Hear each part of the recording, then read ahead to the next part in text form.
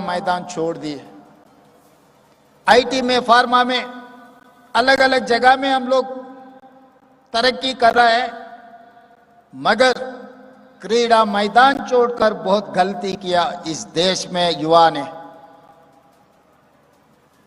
मैं मुख्यमंत्री बनने के बाद कुछ देश मैं गया हुआ था, उसमें दक्षिण कोरिया भी मैं गया हुआ था ओलंपिक्स के बाद।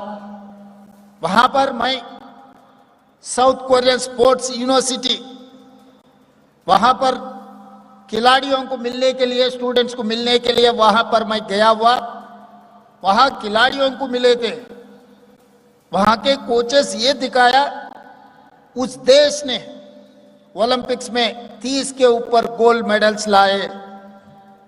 खाली साउथ कोरियन स्पोर्ट्स यूनिवर्सिटी के विद्यार्थियों ने 16 गोल्ड मेडल्स हासिल किए। वो यूनिवर्सिटी है 30 एकड़ के जगह में। आज जो हम जहां पर फुटबॉल के लिए गचबौली stadium, 70 acres of campus, we have initiated in 2000. We have organized national games, Afro-Asian games, world military games, सब सारे हम लोग होस्ट किए। देश के खिलाड़ियों को तैयार करने के लिए हम लोग कोशिश किए, मगर उसके बाद 20 साल ऐसे ही छोड़ दिए, कभी सोचा भी नहीं खिलाड़ियों को तैयारी करने के लिए। तो मैं सोचा था 140 करोड़ जनता इस देश में है, कम से कम ओलंपिक्स में एक गोल्ड मेडल भी नहीं ला सका। साउथ कोरिया में 4 करोड़ जनता ने 30 के ऊपर गोल्ड मेडल्स लाए।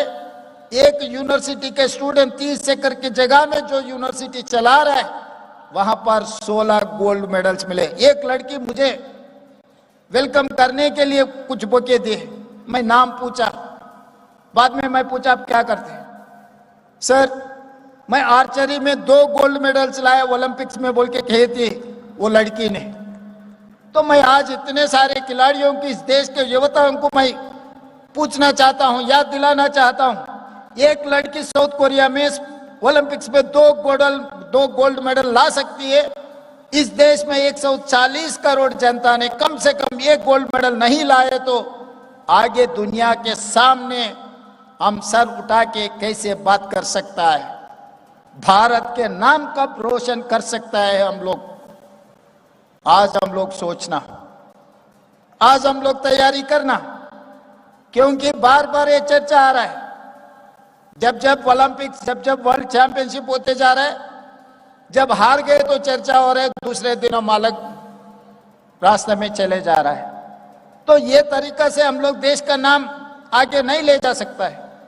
इसीलिए मैं आज यहीं मैदान में, यहीं तेलंगाना से ये कदम उठाना चाहता हूं, इस देश युवता को मार्गदर्शन देना चाहता हूं। यहीं से, यहां international standard sports university, young India sports university हमने बनाया, उसका पब्लिक प्राइवेट पार्टनरशिप में सब खिलाड़ियों उस बोर्ड में हैं।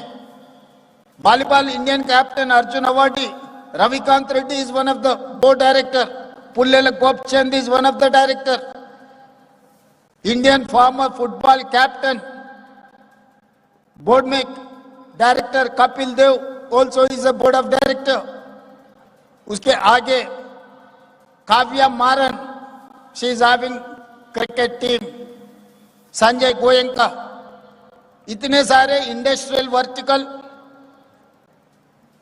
स्पोर्ट्स पर्सनालिटीज, एक्सपर्ट्स, हम लोग पब्लिक प्राइवेट पार्टनरशिप में Telangana young India sports university हम लोग शुरुआत किए कि एक मार्गदर्शन बनाना है।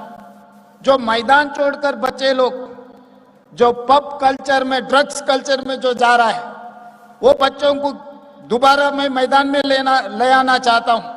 आज के तारीख में अब देखो कोने कोने में, शहरों में, Mumbai, Delhi, Bangalore, Calcutta, Chennai, whatever metropolitan cities are there, most of the drugs cases on youngsters.